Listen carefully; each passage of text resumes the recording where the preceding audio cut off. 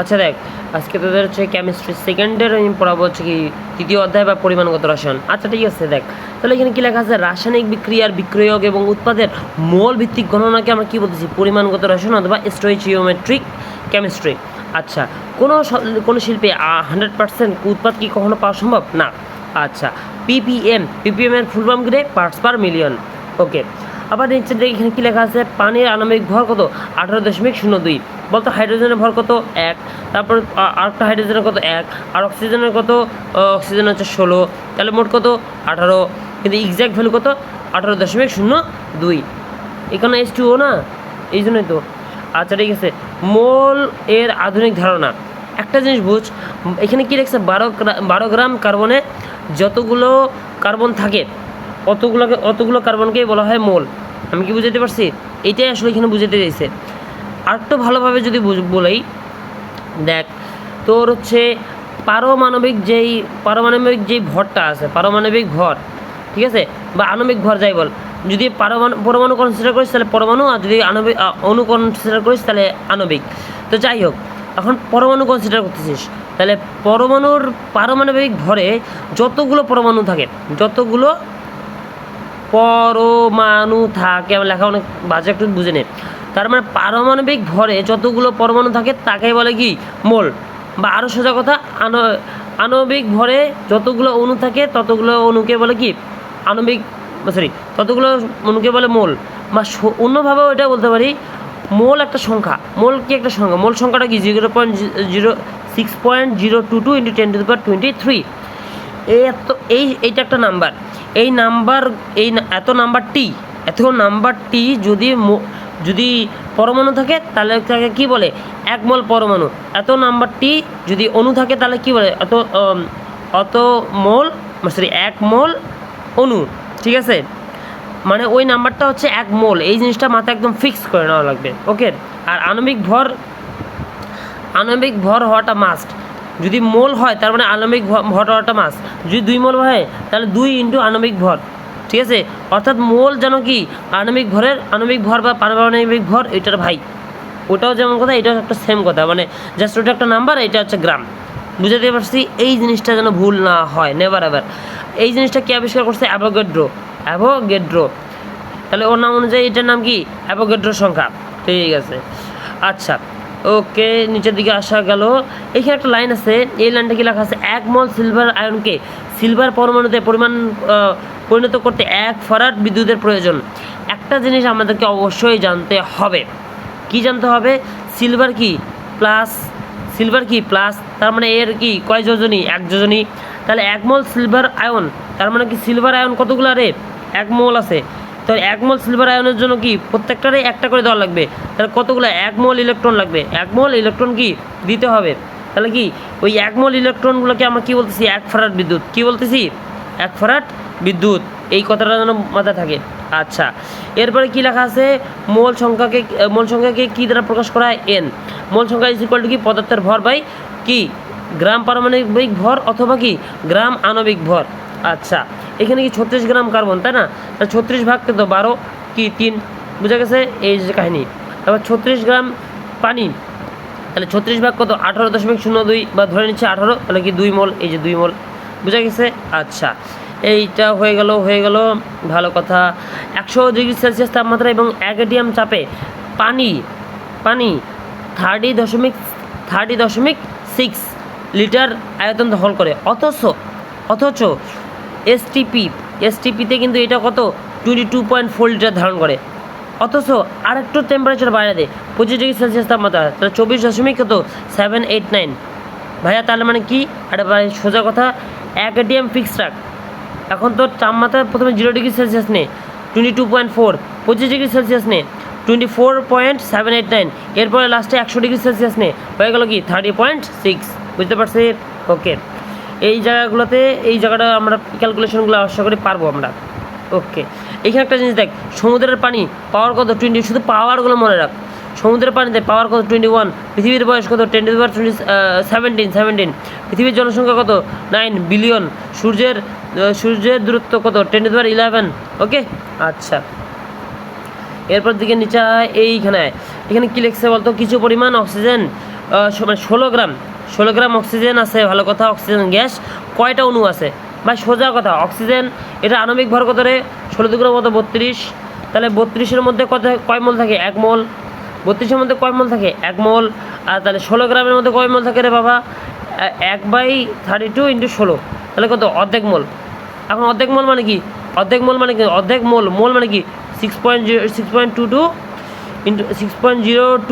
× 10^23। এইবার ভাই গুণ করে যাওয়া হবে, তাই এই যে এইটা 3.011 × 10^23। এইভাবে করি, সমস্যা নেই, কিন্তু মাথার মধ্যে ভালো প্রসেসিং হওয়ার জন্য এইভাবে ডাইরেক্ট করতে পারবি। এখানে দেখ, এখানে কী লিখছে? এইখানে লিখছে যে তোর কত 1.7 গ্রাম অ্যামোনিয়া গ্যাসের আয়তন কত? ভাই আমার মাথায় ঢুকতেছে না, মাথাটা একটা ইম্পর্টেন্ট জিনিস, প্রমাণ অবস্থা মানে কি? এসটিপি। প্রমাণ অবস্থা মানে কি? এসটিপি। ইংলিশে হচ্ছে স্ট্যান্ডার্ড টেম্পারেচার অ্যান্ড প্রেশার। এখানে টেম্পারেচার কত রে বাবা? 0 ডিগ্রি সেলসিয়াস। কত? 0 ডিগ্রি সেলসিয়াস। প্রেশার কি? 180 atm। এই দুটা জিনিস একদম মাথায় ঢুকায় নে। ওকে, এই যে এসটিপিতে যদি n=1 হয়, অর্থাৎ কি 1 মোল, প্রথম কথা হচ্ছে যদি গ্যাস হয়, আর যদি 1 মোল হয়, 1 মোল গ্যাসের সবসময় আয়তন কত? একদম ফিক্সড। সারা পৃথিবী উল্টে যাক, তারপরে ফিক্সড। চাঁদে, মহাকাশে, পৃথিবীর কেন্দ্রে, তোর বাড়িতে, আমার বাড়িতে, যেখানে ইচ্ছা নিয়ে যা, 1 মোল গ্যাস এসটিপিতে সবসময় 22.4 লিটার হবে। কথা বোঝা গেছে? ওকে, অ্যামোনিয়া কি? একটা গ্যাস। ওকে, তো অ্যামোনিয়া একটা গ্যাস, ভালো কথা, প্রমাণ অবস্থায় আছে, ভালো কথা। এখন বুঝতে হবে, দেখ তোর হচ্ছে অ্যামোনিয়া মানে কি? NH3 পায় না? নাইট্রোজেন কত? নাইট্রোজেন হচ্ছে 7 × 14, তারপর হচ্ছে 3 × 3, তাহলে কত? 17। তার মানে বোঝা গেল যে 17 গ্রামে 1 মোল। 17 গ্রামে 1 মোল, তাহলে 17 গ্রামে যদি 1 মোল হয়, তাহলে 1.7 গ্রামে কত হয় রে? 0.1 মোল, তাই না? আচ্ছা, এতটুকু বোঝা গেল। আচ্ছা, 1 মোলে তোর হচ্ছে কি? 1 মোলে তোর হচ্ছে 22.4 লিটার না? তাহলে 0.1 মোলে কত লিটার রে? 22.24 লিটার। শেষ নাকি? এটা একটু বুঝাই দিই। 22.4কে, তাই না? এই যে 0.1 দ্বারা গুণ করলাম, তাহলে কত হয়? 2.24 লিটার। কোন ডাউট আছে? এই যে ঠিক আছে, সাবাস, বাগার হচ্ছে। এইখানে দেখ, হেবার প্রসেসে কী তৈরি হয়? হেবার প্রসেস তৈরি হচ্ছে অ্যামোনিয়া তৈরি হয়। কোথা থেকে তৈরি হয়? অবশ্যই নাইট্রোজেন এবং হাইড্রোজেন থেকে। নাইট্রোজেন কতগুলো লাগে? নাইট্রোজেন একটাই লাগে। আর হাইড্রোজেন কটা লাগে? 3টা লাগে। আর অ্যামোনিয়া কটা তৈরি হয়? 2টা উৎপন্ন হয়। আর এটা কোন ধরনের বিক্রিয়া? এটা হচ্ছে তাপ উৎপাদী প্রক্রিয়া। ওকে, তাপ উৎপাদী প্রক্রিয়া। এটাতে তার মানে ডেলিসটা কী হবে? ডেলিসটা অলওয়েজ নেগেটিভ হবে। কী হবে? নেগেটিভ হবে। আচ্ছা, অসল প্রসেস, এটা কি? নাইট্রিক অ্যাসিড তৈরি হয়। কী হয়? নাইট্রিক অ্যাসিড তৈরি হয়। আচ্ছা, দেখ, অসল প্রসেসে তাহলে কী তৈরি হয়? নাইট্রিক অ্যাসিড তৈরি হয়। কোনো ডাউট আছে? না। আচ্ছা, কাইতে থাক। ওকে, এবার যাতে সামনে কি পড়ে? দেখ, এসটিপি 20 ডিগ্রি সেলসিয়াস এবং এসএটিপি। আচ্ছা, এসটিপিতে আমি তো বলছি, এসটিপিতে কি টেম্পারেচার কত রে? টেম্পারেচার হচ্ছে 0 ডিগ্রি সেলসিয়াস। 20 ডিগ্রি সেলসিয়াস তো 20 ডিগ্রি সেলসিয়াস, ভালো কথা। আর এসএটিপিতে কি বলতো? এসএটিপিতে একটা কাহিনী আছে। প্রেশার হচ্ছে কত মনে পড়তেছে না, বাট টেম্পারেচার একদম 100% শিওর 25 ডিগ্রি সেলসিয়াস। কত? 25 ডিগ্রি সেলসিয়াস। তার মানে একটা জিনিস বুঝ বাবা, এই যে এটা একটু আগে ছিল কি 0 ডিগ্রি সেলসিয়াস তাপমাত্রায় কত? 22.4। তারপর হচ্ছে 20 ডিগ্রি সেলসিয়াসে কত বলতো? 20 ডিগ্রি সেলসিয়াসে কত? 24.04। এবং আলটিমেটলি 25 ডিগ্রি সেলসিয়াসে কত বলতো? 24.789। একটা জিনিস মনে রাখবি, এখানে কিন্তু 24-25-এর একটা খেলা আছেই। আর হচ্ছে মাঝখানে কি ওই পেশে চলে গেল 789। একটু মনে রাখিস, কষ্ট করে এটা মনে রাখিস, ভুল করা যাবে না। আচ্ছা, এখানে একটা জিনিস আছে, দেখ, এটা কি পটাশিয়াম ক্লোরাইড, মানে এটা কী বলে সম্পূর্ণ মনে নেই, তবে এই জিনিসটা যদি ভাঙে ফেলিস, তাহলে পটাশিয়াম ক্লোরাইড তৈরি হবে এবং অক্সিজেন তৈরি হবে। কয় মোল এটা মাথায় রাখতে হবে। আগে তো এই যে ডাইরেক্ট KClO3 ল্যাক, তারপর হচ্ছে কী ভাঙে ধরে কী হবে? পটাশিয়াম ক্লোরাইড এবং হচ্ছে অক্সিজেন তৈরি হলো, ভালো কথা। এরপরে তুই হচ্ছে ব্যালেন্স কর, পটাশিয়াম ক্লোরাইড, ভালো কথা। এখানে অক্সিজেন কটা আছে? 3টা। এখানে অক্সিজেন, তাহলে 3টা বানায় ফেল। তাহলে প্রথমে একটা হাফ কর, তারপর 3 গুণ কর, তাই না? আর এখানে যেহেতু 2 গুণ করছিস, 2টা দিয়ে 2 পাশে গুণ করে দে, ব্যাস ব্যালেন্স হয়ে গেল। ঠিক আছে না? ইজি। আচ্ছা, এখন ব্যালেন্স হয়ে গেল। এখন এখানে কী লিখছে? বলছে যে আমার কি আছে?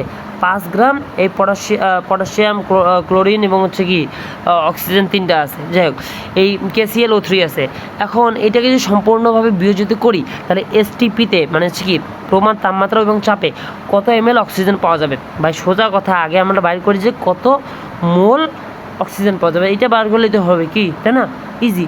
তাহলে কি এখানে আগে জিনিসটা বার করতে হবে, এটা আণবিক ভর কত বল, এটা আণবিক ভর কত, পটাশিয়াম হচ্ছে কত 19 দুগুণে 38 39, এই যে 39, পটাশিয়াম একটু 39, ঠিক আছে 39 দশমিক কত যোগ 35.5 প্লাস কত, তারপর হচ্ছে 3 সলং 48 যোগ করলে কত হয় রে, যোগ করলে 245 হয়, সেই 245 হয়। কেমনে থামলাম, 245 হলো, এটার সাথে তো দুই গুণ করলো না, কত আরে যোগ কর 48, তাহলে মানে যত হোক না কেন, ঠিক আছে, তারপর 2 ইন্টু এত হলো কি সামথিং, মনে করো 245 লিখছে।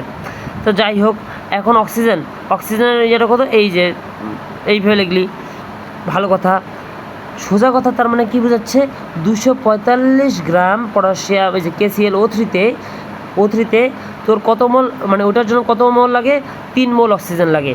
তাহলে বাবা 5 গ্রামের জন্য কত গ্রাম লাগে, পাই করলি, তার মানে অক্সিজেনের মোল পেয়ে গেলি, ওটাকে আমাদের কিসে কনভার্ট করতে হবে, সোজা কথা হচ্ছে কি ওটাকে আমাদের ml কনভার্ট করতে হবে, ব্যাস জীবন সুন্দর। কোনো ডাউট আছে? হ্যাঁ, তুই এইভাবে বার করতে পারিস, ওটাতে মাথা প্রসেসিং একটু বেশি হবে আর কি, তো যেভাবে ইচ্ছে কর। ওকে, তারপরে এখানে একটা দেখ, আমাদের একটা জিনিস মাথায় রাখতে হবে, ক্যালসিয়াম কার্বনেট, এটা হচ্ছে 100 গ্রাম, এই জিনিসটা একদম মুখস্থ। ক্যালসিয়াম কার্বনেট কত 100 গ্রাম, তারপর কার্বন ডাইঅক্সাইড কত 44 গ্রাম, একদম এগুলো মুখস্থ। তারপরে আর কি আছে, অ্যামোনিয়া হচ্ছে 17 গ্রাম, তারপর আর কি আছে বল, অক্সিজেন হচ্ছে 32 গ্রাম, তারপরে কি পানি H2O কত, H2O হচ্ছে 18 গ্রাম। বুঝতে পারছিস, এই জিনিসগুলো জীবন পৃথিবী উল্টে গেলেও আর ভুল করা যাবে না। আয়রন কত 56 গ্রাম, ওকে। আর কত, আর কি কপার হচ্ছে কত 63.5 গ্রাম। তারপর আর কি মাথায় আসতেছে না, আয়োডিন, তারপরে একটু ফ্লোরিন, ব্রোমিন, এগুলো একটু দেখে নিবি অবশ্যই। আচ্ছা, তো এখন কি লিখছে প্রশ্নটা, এখানে কি লিখছে ওইটা প্রশ্ন পড়ে, আগে উত্তর দেখ। ক্যালসিয়াম কার্বনেট 1 মোল, ভাঙেও হয় ক্যালসিয়াম অক্সাইড 1 মোল, কার্বন ডাইঅক্সাইড 1 মোল। দেখ তার মানে কিছুক্ষণ আগে সলিড ছিল, সলিড থেকে একটা সলিড তৈরি হচ্ছে এবং একটা গ্যাস তৈরি হচ্ছে, বুঝছিস, এবং প্রত্যেকটাই কিন্তু 1 মোল। সুতরাং এটা কিন্তু একটা ভালো রিয়াকশন।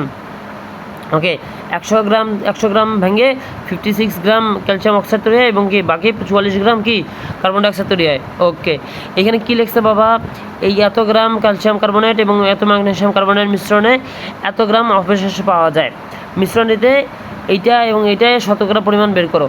এত বেশি দরকার নেই, জাস্ট একটু ওটা দরকার নেই, এই প্রশ্ন দরকার নেই, বাট এই যে রিয়াকশনটা বুঝতে হবে তোকে। এখানে বলে দেওয়া হবে যে এত গ্রাম এইটা ক্যালসিয়াম কার্বনেট আছে, তাহলে ওখান থেকে কত গ্রাম ক্যালসিয়াম অক্সাইড তৈরি হবে, এরকম প্রশ্ন। বা কত কার্বন ডাইঅক্সাইড যেটা তৈরি হবে সেটার হচ্ছে ভলিউম কত, সেটার আয়তন কত, মানে বুঝতে পারছিস।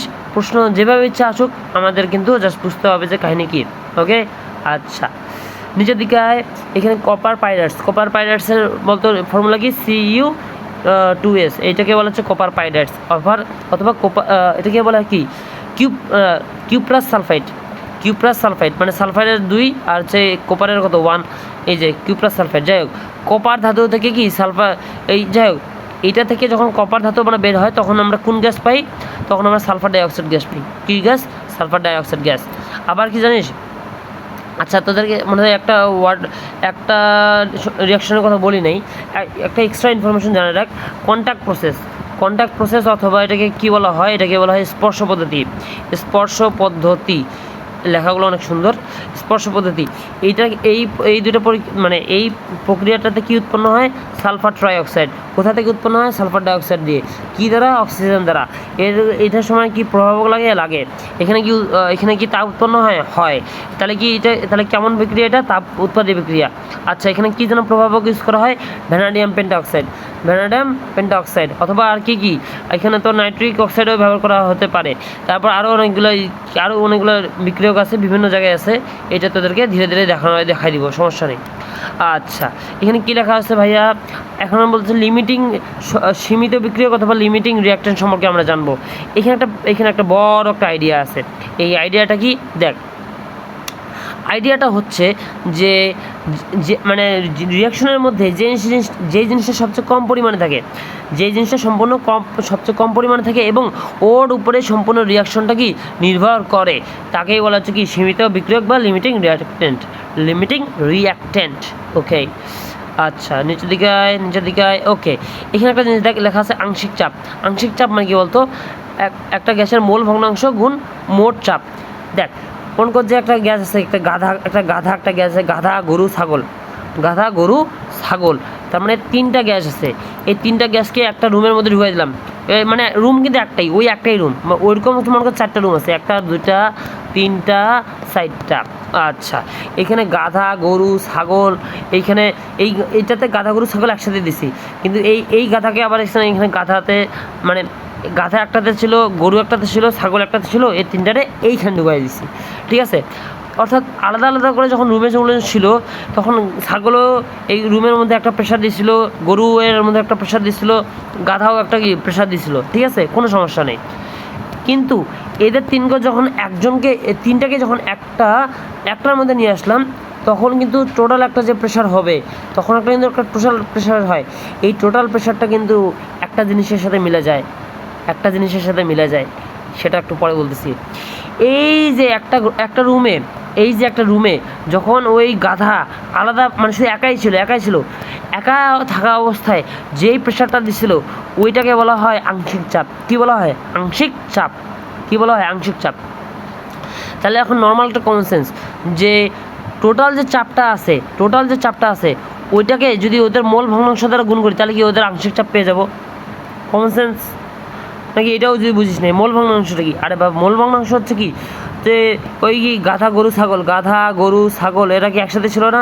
মনে কর গাধার মনে হচ্ছে গাধা মোল, গরুর মনে হচ্ছে গরু মোল, ছাগলের মনে হচ্ছে ছাগল মোল, মানে সবগুলোই আলাদা, সবগুলোকে একসাথে যোগ করলাম, যোগ করে কি মনে কর যে ছাগলের মোল ভগ্নাংশ বার করতে চাই, তাহলে ছাগল ভাগ গাধা গরু ছাগল। ঠিক আছে, এটা হচ্ছে ওর মোল ভগ্নাংশ দিয়ে কি টোটাল যে প্রেশারটা আছে, টোটাল প্রেশারটাকে আমরা যদি গুণ করে দিই, টোটাল প্রেশারটাকে যদি গুণ করে দেয়, তাহলে কী হয়ে যাবে? আমরা কিন্তু আংশিক চাপ পেয়ে যাবো। এটা কিন্তু অনেক ইম্পর্টেন্ট কনসেপ্ট, ভুল করা যাবে না। আচ্ছা, মোলারিটি মানে কি ভাই? 1 লিটারের মধ্যে যত মল দাও ততই মোলারিটি। শেষ। আর অবশ্যই নির্দিষ্ট তাপমাত্রা। এইখানে একটা কথা আছে, আমাদের অনেকগুলো টার্ম আছে না, মোলারিটি, তারপর একটা আছে কি মোলালিটি, এরপরে কি তারপরে হচ্ছে মনে কর যে নর্মালিটি, এরপরে হচ্ছে অসমোলারিটি। একটা কথা মাথা ঢুকায় নে, যেগুলোর মধ্যে আছে, এখানে একটা আছে, এখানে একটা আছে, এইখানে একটা কোথায় আছে, এইখানে একটা আছে, আর এইটার মধ্যে নেই। যেই জিনিসটার মধ্যে আছে সেই জিনিসটার মধ্যে দুইটা জিনিস মাস্ট। এক, এটা হচ্ছে তাপমাত্রা চেঞ্জ, ওটা চেঞ্জ হয়ে যাবে, নাহলে ওটা চেঞ্জ হবে না। আর এটার মধ্যে অবশ্যই কেজি লেখা যাবে না, লিখতে হবে লিটার, মানে পার লিটার, সবসময় পার লিটার। বুঝতে পারছিস? এই জিনিসটা অবশ্যই মাথায় রাখতে হবে। মোলারের ক্ষেত্রে অবশ্যই বলে দিলাম ডেসিমোলার, মানে কি বলতো 10⁻⁻1 অথবা 0.1। শেষ।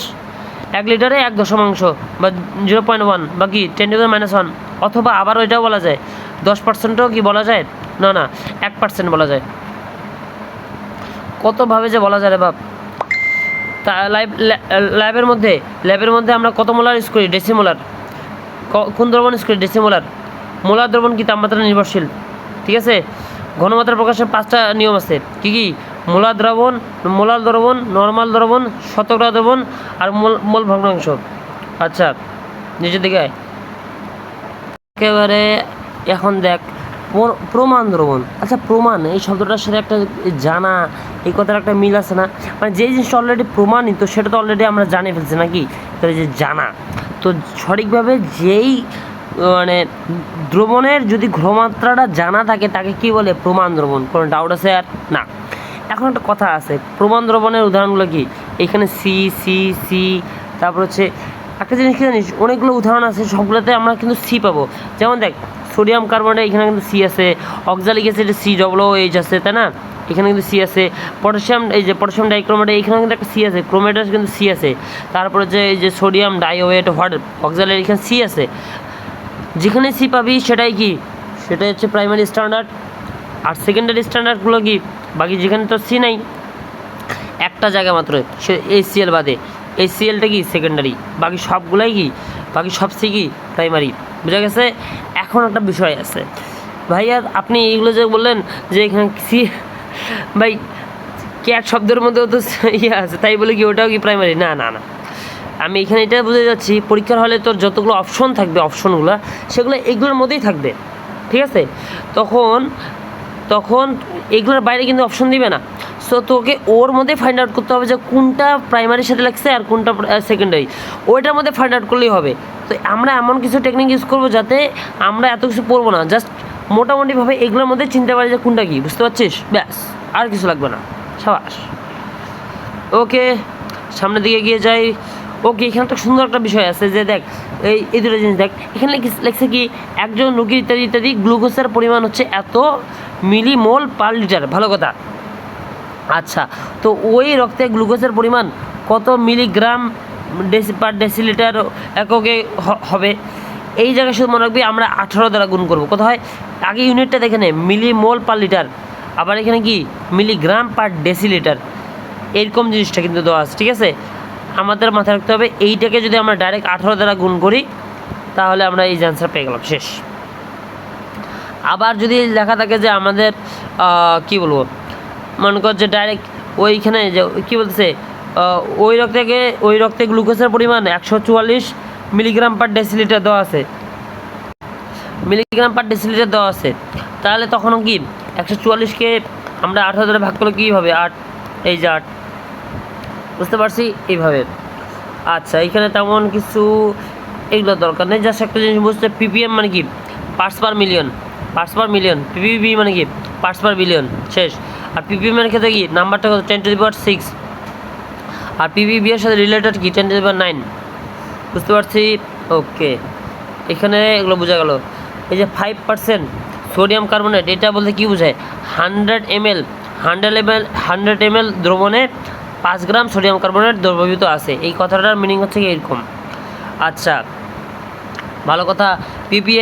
ppm ঘনমাত্রার সূত্রটা কি? অবশ্যই W উপরে কি একটা গ্রাম আর নিচে কি ভলিউম, তাহলে কি আর উপরে যে 10⁶, কারণ কি ppm এর সাথে কিন্তু এই নাম্বারটা কি রিলেটেড, ঠিক আছে? আচ্ছা, ভালোভাবে আগাই। এখানে তেমন কিছু না, এগুলো সবগুলো পারবি। এখন কি এই যে দ্রবণের মোলারিটি তো বুঝছিস, ppmটা কি ওই আগের কথা। একটা জিনিস কি জানিস, মিলিগ্রাম পার লিটার, এটাই মানে এটাই তো ppm, মানে ppm হচ্ছে কি গাধা, আর এটাই যে মিলিগ্রাম পার লিটার, এটা হচ্ছে গরু। গাধা আর গরুটা মনে করতে সেম, মানে কী বলবো, দুটাই হচ্ছে প্রাণী, এটাও প্রাণী এটাও প্রাণী, শুধু নাম আলাদা। মানে ভুল হলো, মানে বুঝে নে, মানে এর নাম হচ্ছে যদু, ওই যে মনে করছে কারোর নাম কি যদু মধু, ওই যদুও যা মধুও তা, ঠিক আছে? মিলিগ্রাম পার ডেসিলিটার, আমার ভালো উদাহরণ মাথায় এখন ভালো আসতেছে না, জাস্ট এতটুকু বুঝে নেই। ppm মানে হচ্ছে milligram per litre, milligram per litre. আচ্ছা, তাহলে এখানে কী লিখছে? এই গ্রাম পরিমাণ এককে, এই কথাটাই মিনিংটাই ওটা, ঠিক আছে? আচ্ছা, আবার এই যে প্রতি লিটারের মধ্যে কি মিলিগ্রাম সংখ্যাটা ppm, একই কথা কয়েকবার লেখা আছে, বিভিন্ন জায়গায় একই কথা লেখা আছে। আচ্ছা দেখ, এখানে দেখতে পাচ্ছিস যে তোর গ্লুকোজ, তাই না? এখন গ্লুকোজের 1 মিলিমোল ইকুয়াল টু কত মিলিগ্রাম বলতো? 180 মিলিগ্রাম, 180 মিলিগ্রাম। আচ্ছা, এখানে কিন্তু কথা আছে ভাই, এটা কেমন হইলো? আরে বাপ, 1 mole glucose, right, 1 mole glucose equal to কী বলতো? 180 গ্রাম, 180 গ্রাম। কেন? ওই যে পারমাণবিক ভর বা আণবিক ভর ভাই, এখানে জাস্ট মিলি নিয়ে আসছে, মিলি মানে কি এম, তাহলে এর এখানে কি এম নিয়ে আসছে, এই যে ভাই শেষ খেলা, শেষ। তাহলে কি এখানে 10 মিলিমোল, 10 মিলিমোল ইকুয়াল টু কত রে বাবা? 10 × 180 milligram, and that's the answer, শেষ। বুঝছিস? ওকে। আচ্ছা দেখ, এখানে কী লেখা আছে? v1 = m1 = v2 = m2, এটার মানে কি? একটা কথা মাথায় একদম ঢুকায় নে। আচ্ছা, ওই যে কি তোর মনে আছে কি না, n n = n, n1 = n2, মানে n আগের অবস্থায়ও তোর হচ্ছে যতগুলা মোল সংখ্যা থাকবে পরবর্তীতেও মোল সংখ্যা তত থাকবে, অর্থাৎ ঘনমাত্রা চেঞ্জ হোক না কেন ওর ভিতরে কিন্তু ওই মোল সংখ্যাটা ঠিক থাকে। ঠিক আছে, এখানে এটা তোকে বুঝতে হবে। এখানে কি n ইকুয়াল টু কি v1 m1, এটা কি আমরা জানি। n equal to vm, n equal to vm, এটা মানে জানা আমাদের মনে হয় জানা আছে যে ভলিউম মানে কি আয়তন গুণ কি আয়তন গুণ ঘনমাত্রা, আয়তন গুণ ঘনমাত্রা ইকুয়াল টু কি তোর নাম্বার অফ মোল। তাহলে কি v1 m1 equal to v2 m2, এই জিনিসটা বোঝা লাগবে। ঠিক আছে, এটা কিন্তু আমাদের বছরে আমার মানে আগের পরীক্ষায় আসছিল। ঠিক আছে, এটা কিন্তু ভালো ইম্পর্টেন্ট। তাহলে এখানে একটা জিনিস দেখ, এখানে কী লেখা আছে 50 ml আর এত মোলার। আর এরপরে এটা জিনিসটা চেঞ্জ হয়ে কি জিনিসটাকে চেঞ্জ করে নতুন একটা ঘনমাত্রা নিয়ে আসতে হবে, কি এটার জন্য কত পানি অ্যাড করতে হবে। ঠিক আছে, এই কথাটা লিখছে বা সোজা কথা। তাহলে কেমনে কী হবে বল, 50 ml গুণ 0.5 ইজ ইকুয়াল টু 0.01 গুণ সামথিং ml, রাইট। এখন ভাই বাক্যটুকু বুঝে নে, এই জিনিসটাকে এই পেশারে ভাগ করে দে, কাহিনী তোর শেষ, তাই না? ব্যাস। আর যেটা এখানে কী বলছে, যোগ করতে হবে, তাই না? তার মানে আলটিমেটলি এখানে তোর হচ্ছে কি যত পানি আসছে এই পানি মানে এইটার থেকে এই পানিটা বিয়োগ করতে হবে, তাহলে ওই পানিটা এক্সট্রা যোগ করলেই তো কাহিনী শেষ। এই জিনিসটা বোঝা লাগবে। ওকে, এখানে কী লিখছে, বাণিজ্যিক হাইড্রোক্লোরিক অ্যাসিডের ঘনমাত্রা কত বলতো, 8 m থেকে কি 12 m পর্যন্ত হয়, মানে 12 মোলারিটি বা এম ক্যাপিটাল এম দিয়ে আসলে মোলারিটি বোঝানো হয়। ঠিক আছে, ওটাই। তারপরে এখানে কী লিখছে, বাণিজ্যিক গাঢ় অ্যাসিডের কী বলতেছে, এটার ঘনমাত্রা কত, 18 মোলারিটি। ওকে, বাণিজ্যিক। ঠিক আছে, এখন প্রশমন বিক্রিয়াতে কী হয়, অবশ্যই কি একটা হচ্ছে কি অ্যাসিড এবং ক্ষার থাকে, দুটো আলাদা আলাদা। ঠিক আছে, একটাতে হচ্ছে প্রোটনের পরিমাণ বেশি থাকে, সেটা হচ্ছে অ্যাসিড, আর যেটাতে প্রোটনের পরিমাণ কম, হাইড্রোক্সিলের পরিমাণ বেশি তাকে কি বলা হয়, ক্ষার।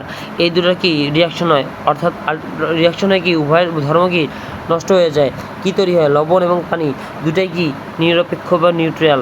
এই জন্য এটাকে কী বলে, প্রশমন বিক্রিয়া। এটাতে কী হয়, তাপ উৎপন্ন হয়, কী উৎপন্ন হয়, তাপ উৎপন্ন হয়। ঠিক আছে, আচ্ছা নিচের দিকে অ্যাভোগাড্রোর সংখ্যা, এটা পারবি।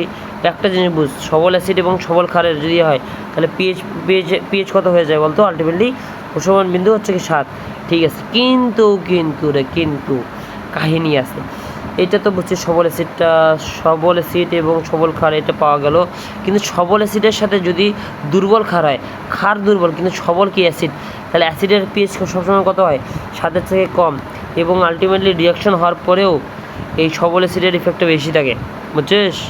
এই জন্য কি এটার জন্য কি পিএইচ কত হয়ে গেল, 5.27। এটা কি আমরা মনে রাখবো বলতো, 5 আর 2 যোগ করলে 7 হয়। ঠিক আছে, ইজি না, এমনি মনে রাখতে পারবি।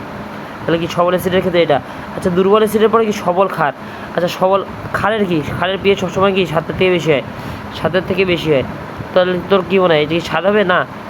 তাহলে মানে কি সবল অ্যাসিডের একটা দাপট থাকবে, তাহলে কত হবে, 8.8 বুঝা গেছে? ওকে, আচ্ছা, সবল অ্যাসিড এবং সবল ক্ষার এটার ক্ষেত্রে কিন্তু এই বিক্রিয়াটা হওয়ার পরে এটা মানে ঠিকমতো হয়েছে কিনা এটার জন্য আমরা একটা নির্দেশক ইউজ করব, তাই না? কোন নির্দেশক ইউজ করব, অবশ্যই যে কোনো নির্দেশক। কেন বলতো, আরে বাবা, অ্যাসিডও সবল ক্ষারও সবল, তার মানে অ্যাসিডের জন্য মানে সবল রে বাবা, এটার ক্ষেত্রে যে কোনো কিছুটাই খাটবে, যে কোনো কিছু খাটবে, বুঝছিস? ব্যাস, এইটা হচ্ছে কাহিনী। তারপরে হচ্ছে মনে কর যে কি কোথায় গেল ক্ষার, আর এই যে সবল ক্ষার কোথায় গেল, এই যে সবল ক্ষার এবং দুর্বল অ্যাসিড এটার ক্ষেত্রে কি বলতো, এইটার ক্ষেত্রে হচ্ছে পিএইচ কত হবে, ক্ষারের মতো হবে, একটু বেশি হবে।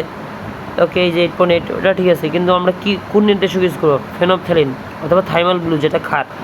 এটা কি বুঝা গেছে? আচ্ছা, এখন এটা কি, এখন যখন মনে করছে সবল অ্যাসিড এবং দুর্বল ক্ষার, সবল কোনটা, অ্যাসিড, তাহলে কোনটা হবে, মিথাইল অরেঞ্জ অথবা মিথাইল রেড। ঠিক আছে, আচ্ছা, এগুলো কিন্তু ভালোই আসছিলো, যে দেখ এগুলো কিন্তু ভুল করা যাবে না। আবার দেখ, দুর্বল অ্যাসিড এবং দুর্বল ক্ষার, এখানে দুটাই দুর্বল, তাহলে কি কোনো নির্দেশক লাগবে না বাবা, সবল হলে তো লাগতো, যেহেতু দুটাই দুর্বল বাট কোনো নির্দেশক লাগবে না, লাগা। ওকে, মিথাইল অরেঞ্জ কিন্তু অ্যাসিডিক, তার মানে এটার হচ্ছে কি ইয়েটা হচ্ছে কি দেখ 3 থেকে 4, অর্থাৎ 3.1 থেকে 4.4। ঠিক আছে, এটার পিএইচ রেঞ্জটা হচ্ছে এরকম। আচ্ছা, আগাও। ওকে ওকে হয়ে থাক। ওকে এখানে তেমন কিছু আর পাচ্ছি না, একেবারে নিচের দিকে। অর্ধেকটা বড় বুঝছি, শুধু এক্সট্রা অনেকগুলো পেজ দিয়ে ভর্তি করে রাখছে। জারণ, জারণ মানে কি? ত্যাগ। জারণ মানে কি? বর্জন। জারণ মানে কি? ইলেকট্রন বাদ, ইলেকট্রন চলে যায়, গুড বাই। আর যদি ইলেকট্রনকে আমি যদি গ্রহণ করি তাহলে কি হয়ে যাবে? বিজারণ। ইলেকট্রন গ্রহণ করাই মানে কি? বিজারণ। এই টেবিলটা এখানকার যতগুলো ইনফরমেশনগুলো আছে, এই যেগুলো সব ইম্পর্টেন্ট, এখন এখানে বুঝতে হবে। এখানে দেখ যতগুলো হ্যালোজেন আছে, ফ্লোরিন, ক্লোরিন, তারপর হচ্ছে যেগুলো আছে ফ্লোরিন আর ক্লোরিন, এগুলো হচ্ছে গ্যাস, এগুলো কি? জারক। তারপর হচ্ছে ব্রোমিন, ব্রোমিন কী হয়? তরল, এই যেটা। আয়োডিন কী হয়? কঠিন, ভুল করা যাবে না। Oxygen, ozone, sulphur dioxide, nitrogen dioxide. তার মানে দেখ ডাইঅক্সাইড কটা আছে? সালফার ডাইঅক্সাইড, নাইট্রোজেন ডাইঅক্সাইড, এগুলো কি? এগুলো হচ্ছে কি? গ্যাসীয়, ঠিক আছে। আর ওজোন কি? O3। অক্সিজেন, অক্সিজেন আবার ওজোন, এই দুটো কিন্তু সেম জিনিস। অক্সিজেন O2 আর এটা হচ্ছে O3। এগুলো কি? এগুলো হচ্ছে কি? গ্যাসীয়, জারক, এগুলো হচ্ছে জারক। তরল জারক কি? ব্রোমিন তো হয়ে গেল। Hydrogen peroxide, nitric acid H2O3, H3, sulphuric acid বা অ্যাসিড, মানে দেখ তার মানে দুটো অ্যাসিড, এইভাবে মনে রাখছে দুটো অ্যাসিড, আর একটা পারঅক্সাইড, একটা হচ্ছে ব্রোমিন, এগুলো কি? তরল জারক। ওকে, আর কঠিনগুলো কী কী? পটাশিয়াম পারম্যাঙ্গানেট বা পটাশিয়াম ডাইক্রোমেট, তারপর পটাশিয়াম ক্লোরাইড, ও KClO3, এটার নাম হচ্ছে পটাশিয়াম ক্লোরাইড। তারপর ম্যাঙ্গানিজ ডাইঅক্সাইড, তারপর হচ্ছে ফেরিক ক্লোরাইড, এগুলো সবগুলো হচ্ছে কঠিন, এগুলো সবগুলো কি? জারক। এগুলো কি ওইভাবে মনে রাখতে হবে। আচ্ছা আচ্ছা, জারক মানে কি? জারক মানে হচ্ছে যে কি? যে হচ্ছে ইলেকট্রন গ্রহণ করবে, যে ইলেকট্রন গ্রহণ করবে। তার মানে জারক নিজে কি হয়? নিজে বিজারিত হয়, নিজে কি হয়? বিজারিত হয়, নিজে কি? বিজারিত হয়, এবং সে কি করে? বিজারণ করে। সে নিজে বিজারণ করে আর অন্যের কি করে? অন্যের জারণ করে। জারক নিজের বিজারণ করে আর অন্যের জারণ করে। অন্যের কি করে? জারণ করে। জারক শব্দটা মানে কি? অন্যকে জারণ করো, অন্যকে জারণ করো, অন্যকে জারণ করো। আচ্ছা, এখানে একটা কি বললো যে বিজারণ ক্ষমতার বৃদ্ধি। একটা জিনিস বলো তো, এখানে কী লিখছে? লিথিয়াম, পটাশিয়াম, আর বাবা এখানে একটা কথা আছে, বিজারণ ক্ষমতা, রাইট? মনে করার ট্রাই করো। বিজারণ ক্ষমতাটা কিন্তু হচ্ছে ওর কি? রেডিয়াসের সমান ছিল। আমি তোমাকে পড়াইছিলাম না যে মিস্টার অক্ষ কী বলতো? মিস্টার অক্ষ। এখানে এম থেকে মেটালিক প্রপার্টি, আর থেকে রেডিয়াস, আরটা কি? আরটা হচ্ছে রিডাকশন, আর থেকে কি? অক্ষ মানে কি? অম্লের ক্ষারীয় ধর্ম। এখানে একটা কথা বলছি, এখানে কী হচ্ছে? বিজারণ ক্ষমতা মানে কি? রিডাকশন। কি? রিডাকশন। তো রিডাকশন ক্যাপাসিটিটা বা যাই ক্ষমতাটা, এটা কি? ওর রেডিয়াসের মতো, ঠিক আছে। তাহলে এখানে সবচেয়ে বেশি রেডিয়াস কার? সিজিয়াম। সবচেয়ে ছোটো কার? লিথিয়াম। ব্যাস হয়ে গেলো, এদিক থেকে শুরু, ব্যাস আর কিছু না। তখন দেখ বিজারক পদার্থ, গ্যাসীয় বিজারক পদার্থ কী কী? গ্যাসীয় hydrogen gas, carbon monoxide gas, hydrogen sulphide gas, sulphur dioxide gas, ঠিক আছে, এটা জানতে হবে। তরলের মধ্যে কী আছে? Nitrous acid, not nitric acid. Sulphurous acid, not sulphuric acid. Hydrogen bromic acid, HBr। তারপরে দেখ হাইড্রাসিডগুলো আসতেছে।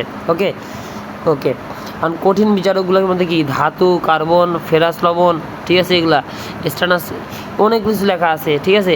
তো আমরা বেশিরভাগ আমি বলি কি, তোরা একটু গ্যাসীয়টা মনে রাখ আর হচ্ছে তরলটা মনে রাখ, বাকিগুলো হচ্ছে কঠিনগুলো এমনিতে মনে থাকবে, ঠিক আছে। আর এগুলো কি? বিজারক। এগুলো সবগুলো কি? বিজারক। আর বিজারকগুলো সবসময় একটু কেমন হয়? এই যে অ্যাসিডের ক্ষেত্রে কি? উইক। আর জারকের মধ্যে কি? অ্যাসিডগুলো হচ্ছে কি? একটু দৃঢ়, মানে কি? বেশি একটু নট উইক, স্ট্রং, ঠিক আছে। এইভাবে কিন্তু মনে রাখা যেতে পারে। ওকে আচ্ছা, এখানে দেখ কিছু, এখানে কী বলতেছে? যেগুলো হচ্ছে মৌলিক অবস্থায়, একদম মৌলিক অবস্থায়, যেমন কি? Sodium 0, oxygen, chlorine, phosphorus P4, S8, এগুলো কিন্তু প্রকৃতিতে এমনিই পাওয়া যায়। ফসফরাস, সালফার এমনিই পাওয়া যায়। ওগুলো একবার মৌলিক অবস্থায় যে কোনো কিছুর জনসংখ্যা কত? 0। আচ্ছা, অক্সিজেনের ক্ষেত্রে একটু দেখ, অক্সিজেনের ক্ষেত্রে অনেক সময় -1 হয়, অনেক সময় -2 হয়, অনেক সময় -1/2 হয়। যখন -1 হয় তখন সেটা কি? পারঅক্সাইড হয়ে যায়। -2 ওটা একদম নর্মাল, ঠিক আছে, ফ্লোরিন বাদে। আর যখন কি যখন -1/2 হয়ে যায় তখন সেটা সুপার অক্সাইড হয়ে যায়। কি? Super oxide. একটা জিনিস মনে রাখবি, KO2 এটা সুপার অক্সাইড। কেমনে প্রমাণ পাই দেখি চল। কারণ সাধারণ পটাশিয়াম কত? 1। তো পটাশিয়াম যদি 1 হয় তাহলে এখানে কি 1 হওয়ার কথা, সেটা 2 হয়ে গেছে কেন, তাহলে তো হয় এটা ভুল। তার মানে এটা কি সুপার অক্সাইড, ঠিক আছে। আর K2O বলতো পটাশিয়াম কত 1, অক্সিজেন কত 2, দেখ নিয়ম অনুযায়ী হয়েছে, তার মানে কি এটা নর্মাল, এটা কিন্তু সুপার অক্সাইড না। আচ্ছা ওকে ওকে, তারপরে দেখ এখানে H2S, এখানে এসের জারণ সংখ্যা কত, H2S লেখা শেষ, তারপরে এখানে +2, তাহলে এটা কথা হয়ে গেলো -2 শেষ, এই যে -2। তারপরে HClO4 আগে লিখে ফেল, এখানে +1, ওকে +1 লাগায়, তারপরে এখানে কত -8, তাহলে এখানে কী হবে, এটা অবশ্যই কী হবে +7 চলে আসবে, এই শেষ +7 কই গেলো, যে +7, বুঝতে পারছি। তারপর হচ্ছে কি H2SO5, এখানে সালফারের জারণ সংখ্যা, এখানটা আগে দেখ, এখানকার দেখ H2SO5 এটাকে কী বলা হয়, ক্যারোস অ্যাসিড কী বলা হয়, বা পার অক্সো সালফিউরিক অ্যাসিড, এই জিনিসটা যেন ভুল না হয়। এখানে এসের কত +6, তারপর যে এই যে তারপরে কী দিতে পারে সোডিয়াম থায়োসালফেট, একটা জিনিস জানতে হবে, সালফার যেখানে থাকে সেটার নাম কি থায়ো হয়ে যায়, সেটা কি হয়ে যায় থায়ো। আচ্ছা একটা জিনিস তাহলে বুঝ, এখানে সোডিয়াম থায়োসালফেটের ক্ষেত্রে সালফার কটা আছে, 2টা আছে, এই যে সালফার 2টা আছে, 2টার ক্ষেত্রে জারণ সংখ্যা আলাদা, একটাতে -2 আর একটাতে +6, বুঝে শুনে অ্যান্সার করা লাগবে। এই যে এইটা তার হচ্ছে গঠনটা, ঠিক আছে। আচ্ছা এখানে কি CrO5 মানে হচ্ছে কি পারক্রমিক অক্সাইড, এখানে কি +10, বুঝে শুনে অ্যান্সার করা লাগবে, কিন্তু এখানে কত +10 ছিল। ওকে প্রচলিত নিয়ম মতে এইভাবে কিন্তু অ্যান্সারগুলো দেওয়া লাগবে, প্রচলিত নিয়ম মতে +10, কিন্তু একদম রিয়েল হচ্ছে কি +6। তারপরে উপরে যায় এই যে প্রচলিত নিয়ম মতে সোডিয়াম থায়োসালফেটে কিন্তু +2, কিন্তু রিয়ালটি কি -2 আর হচ্ছে কি +6, মানে পুরাটাই জিনিসটা মনে হচ্ছে উল্টা হয়ে গেছে। প্রচলিত নিয়ম অনুযায়ী আয়রনের কত +8/3, কিন্তু রিয়েলটা কত, রিয়েল হচ্ছে 2টা, একটা হচ্ছে +2 আর একটা হচ্ছে +3, ঠিক আছে। এইভাবে বুঝে শুনে ঠান্ডা মাথায় অ্যান্সার দেওয়া লাগবে, কী চাইছে সেটা। এইগুলোর মধ্যে কোনটা মনে রাখবি সবচেয়ে বলতো, ইচ্ছা মতো মনে রাখবি, থায়োসালফেটটা তো মনে আছেই, এইখানে কপারটা মনে রাখতে পারিস। এটা কী বলে বলতো, এটাকে বলে টলেন্স বিক্রিয়ক, না এটা কী যেন বলে ভুলে গেছি। যাই হোক এই দেখ এখানে কিন্তু এই যে +2 আছে, এই জিনিসটা মনে রাখতে হবে। আচ্ছা এই পৃষ্ঠাটা ভালো ইম্পর্টেন্ট। বিজারক কী করে, বিজারণ ঘটায়, কার ঘটায়, অন্যের ঘটায়। এইখানে কি সে ইলেকট্রন হারায়, নিজের কী হয় জারণ ঘটে, তাহলে তার কি অক্সিডেশন নাম্বার কি বেড়ে যায়। জারক কি তার ঠিক উল্টা, জারণ ঘটে, ইলেকট্রন সে লাভ করে, নিজের বিজারণ ঘটে এবং আলটিমেটলি কি ও এর নাম্বারটা মানে অক্সিডেশন নাম্বারটা কি হ্রাস পায়। H2S কি বিজারক, কেমন বিজারক, গ্যাসীয়। তারপরে গ্যালিয়াম সালফিউরিক অ্যাসিড কি জারক, কেমন, এটা হচ্ছে তরল। কিন্তু সালফার ডাইঅক্সাইড এটা কি, এটা জারক এবং বিজারক দুই অবস্থায় কাজ করতে পারে। এইটাও 2 অবস্থায় কাজ করতে পারে, আয়রন অক্সাইডও 2 অবস্থায় কাজ করতে পারে, আয়োডিনও কিন্তু 2 অবস্থায় কাজ করতে পারে। এগুলো কিন্তু বুঝতে হবে, জারক বিজারক উভয় রূপে কাজ করে কারা, এটা জানতে হবে। এই যে এইটা ferrous oxide, sulphur dioxide, peroxide, nitrous oxide, ঠিক আছে। এই যে ওকে এই জিনিসগুলো জানতে হবে। তারপর হচ্ছে রিয়াকশনগুলো দেখ, শতজারণ এবং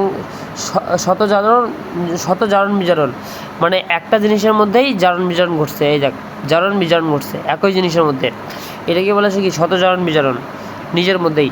অসামঞ্জস্যতা বিক্রিয়া মানে কি সমান থাকে না, যেমন এইটা কি একসময় এটার মধ্যে কি জারণ বিজারণ ঘটলো কিন্তু পুরাটাই যেন চেঞ্জ হয়ে গেলো, ক্লোরিন ছিল 0, এই যে মানে দেখ দুটো আলাদা হয়ে গেলো, মানে পুরাটাই একদম আলাদা হয়ে গেলো। এই জিনিসটা কিন্তু